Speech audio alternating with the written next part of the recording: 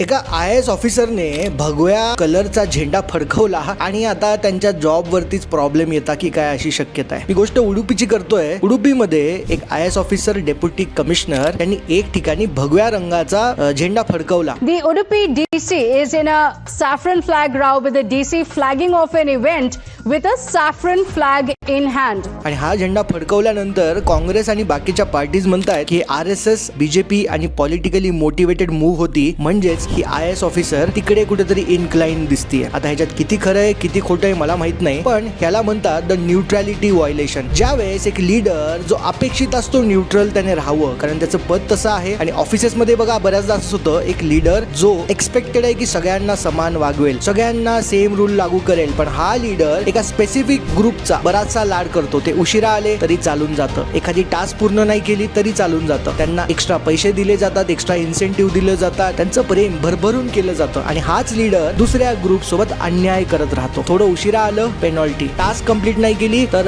त्यांना टर्मिनेट केल्याच्या धमक्या. आता असा लीडर जो एका साइडला झुकलेला आहे, अशा लीडर्सला जे न्यूट्रॅलिटीचं व्हायोलेशन करतात तिथे मात्र प्रॉब्लेम तर होणं खूप कॉमन आहे, खूप नॅचरल आहे. म्हणून खूप इम्पॉर्टंट आहे एका लीडरनं न्यूट्रल राहणं. न्यूट्रल नाही राहिलं तर प्रॉब्लेम हा टीम मध्ये येतो, लाईफ मध्ये येतो, सगळीकडे येतो. तुम्हाला काय वाटतं कमेंट मध्ये सांगा आणि फॉलोचं बटन मात्र नक्की दाबा.